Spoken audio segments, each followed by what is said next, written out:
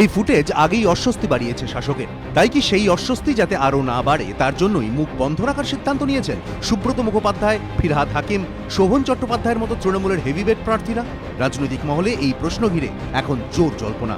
নারদ নিউজের দাবি অনুযায়ী তাদের করা স্টিং অপারেশনে দেখা গিয়েছে এই হেভিওয়েটদের। এই প্রেক্ষাপটেই আশ্চর্যজনকভাবে সভার পরিবর্তে গাড়িতে চড়ে রোড শো, মিছিল কিংবা বাড়ি বাড়ি প্রচারেই বেশি ঝুঁকতে দেখা যাচ্ছে সুব্রত, ফিরহাদ, শোভনদের।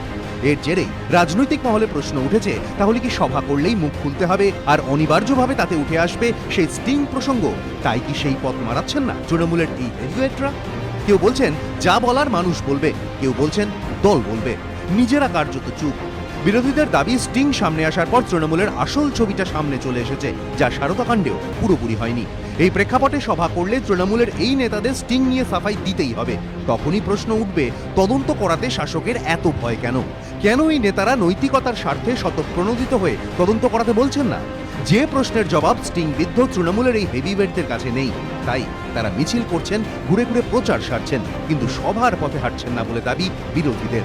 যদিও তৃণমূল এই দাবির সঙ্গে মোটেও একমত নয়। শাসক দলের এক নেতার দাবি, কলকাতায় ভোট অনেক দেরিতে, তাই এখন মিছিল করা হচ্ছে।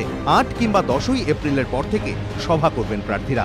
কিন্তু বিরোধীরা আবার এই যুক্তি মানতে নারাজ। তাদের দাবি, তৃণমূলের একেবারে শীর্ষ নেতৃত্ব থেকে মুখ বন্ধ রাখার নির্দেশ দেওয়া হয়েছে, যাতে মুখ খুলে কেউ দলের অস্বস্তি না বাড়ায়। কৌশলে তারা বিষয়টি চাপা দিতে চাইছেন, আর বিপাকে পড়ায় সেই নির্দেশই অক্ষরে অক্ষরে মেনে চলছেন স্টিং বিদ্ধ হেভিওয়েটরা। যদিও বিরোধীরা এর পাল্টা হিসেবে এই স্টিংকেই বারবার প্রচারে বেশি করে তুলে ধরছে এবিপি আনন্দ।